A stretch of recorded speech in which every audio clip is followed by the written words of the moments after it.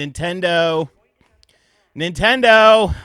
it's time to wake up, buddy. It is time to wake up and stop dicking around because 2025 is pretty much here. In 2024, I'm not going to say it was a bad year for the company, but I will say it was a safe year for the company. Very safe games released for the Nintendo Switch. Remakes, remasters, games that had smaller budgets that don't need to sell millions and millions of copies. Some quality titles mixed in there. Some games, maybe not so much. Your mileage was going to vary with a lot of these titles. When you look at the Nintendo Switch system itself, it's like an old man coming out of the nursing home, hoping that someone is coming to visit him. But no, nobody is there to visit old, smelly man. It's definitely showing its age in terms of game performance, games that are coming to the system. And you know what? That's okay. It's okay. It's a system that's had a very long life cycle, the longest for a Nintendo system of all time. This is the longest reigning system that still gets active releases, and it's still a main priority. But like I said, pal, it's time to quit dicking around, because you've been doing a lot of dicking around in 2024. 2025 is nearly here, and this needs to be a banner year. And I think from what we already know, it's going to be a bit more substantial at the very least comparative to 2024. Just looking at the Nintendo Switch games that are coming out that we know about, yes, 2 are remakes or remasters, but 2 are brand new entries with a brand new Pokemon Legends game and of course Metroid Prime 4. Metroid Prime 4 appeals to me much more so than pretty much most of the games that we got in 2024. This is a highly anticipated game, a game that we've known about for 7-8 years now, and we still haven't had a chance to play the game. So there's a lot of expectations riding on this game. There is a lot of hype surrounding this game. How will it push the Metroid Prime formula further? It's been a very long time since we got a new Metroid Prime game. I'm not including stuff like the weird Federation Force on the 3DS. No, I'm talking about games that came out on consoles such as the GameCube and the Wii. It's been a very long time, and I feel like Metroid fans, especially first-person Metroid fans, have been very patient for this game, and I'm one of those fans. I love the Metroid Prime games. I think they're some of the most fascinating first-party Nintendo games because of how they are kind of the antithesis of a lot of Nintendo games. They kind of rely on beautiful visuals and creating a sense of, aura and dread and constant, worry and fear in some of these things when like the space pirates or the hunters come along, as it seems like they will be playing a strong role in this 4th game.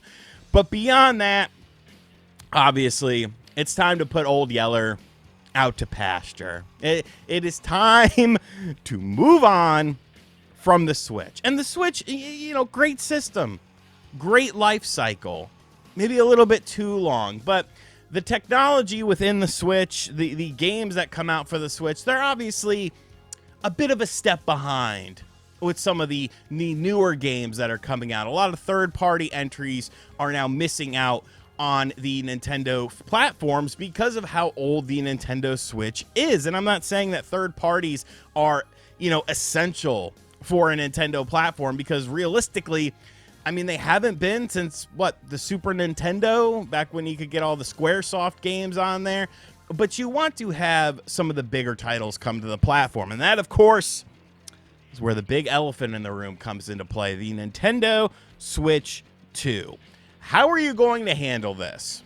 How are you going to handle the rollout of this system, the announcement of this system, and most importantly, the release of this system? Because we all know that it should be coming in 2025. I don't think there's much doubt when it comes to that as far as the system itself actually releasing. There's been so many leaks about different accessories and stuff like that. Now, your mileage will vary on how you feel about those accessory leaks because, well, are they real? Are they just, based on a image file that's been passed around to other people? But when you have various companies coming out and saying things that are, very in line with what other companies are saying. And these companies, they don't work together. They don't have any sort of reason to promote or cross promote anything.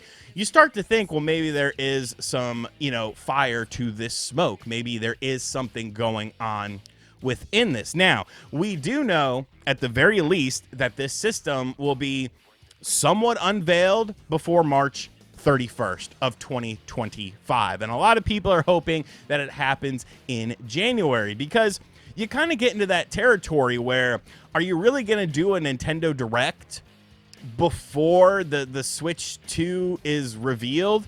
Because I don't think many people are going to want to be, super interested in titles that are coming to the original Nintendo Switch in 2025. Now, of course, there's always going to be scragglers. There's always going to be late adopters to the system. So, maybe there is some merit in that. And, of course, the Nintendo Switch 2 does have some form of backwards compatibility that we'll actually learn about when the system is unveiled. So you'll be able to play those games on your new system. But are those games going to be enhanced for the system? That's a whole nother mystery with this sort of thing. So I feel like the sooner that this is revealed, the better it is. Not just for Nintendo, but for the fans of Nintendo, so they can kind of decipher, what they need to do. I know a lot of people are hung up on the fact that, well, what about, we just had Christmas and people got a Nintendo Switch for Christmas, and, you don't want to alienate them. I don't feel like you are. If you're buying a Nintendo Switch system 8 years into the system's life cycle, you don't really care about what the future is going to be. You don't care about the next system. You're buying the system either to replace a Nintendo Switch that you already have, or to experience the library that already exists on the system. If this is a new platform for you and you haven't played the Zeldas, the Marios, all the other games that have come out for it, then you have a wealth of games at your disposal. It's not for you. The new system isn't for you. You are not the target audience for this system. The target audience are the people who bought this system, the Nintendo Switch, on day one, or within the first year, or the second year, or something like that. These are the people that are wanting to get this information. These are the people that are going to pre-order the system and pre-order the games and, try to get the access to these games early, because that's where the excitement comes into play. So that leads us with a question. Well, when is Nintendo going to stop dicking around? When are they going to show off the system? And when are they going to release the system? And what is the system going to be? If I'm Nintendo, which I'm not, but I probably should be, because, I feel like I'd make some good decisions. I don't know. I don't want to betray Sega like that. I'm still waiting for Sega to call me back about being president of Sega of America, because obviously the gentleman that we have working there, he doesn't know what the hell he's doing. But if I'm Nintendo, I'm showing this off in January. I'm starting the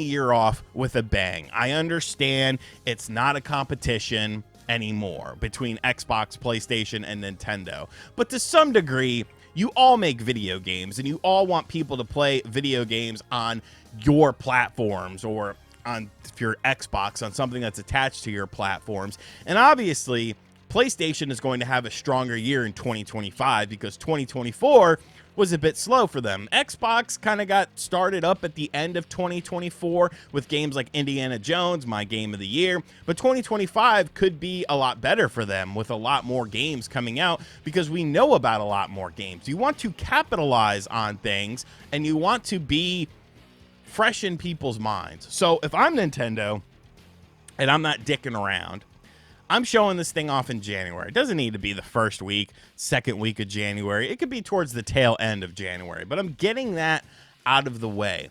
So that way, the hype can build up, the excitement can build up, and more importantly, third-party companies can now say, hey, this game that we're making, it's coming to the new system.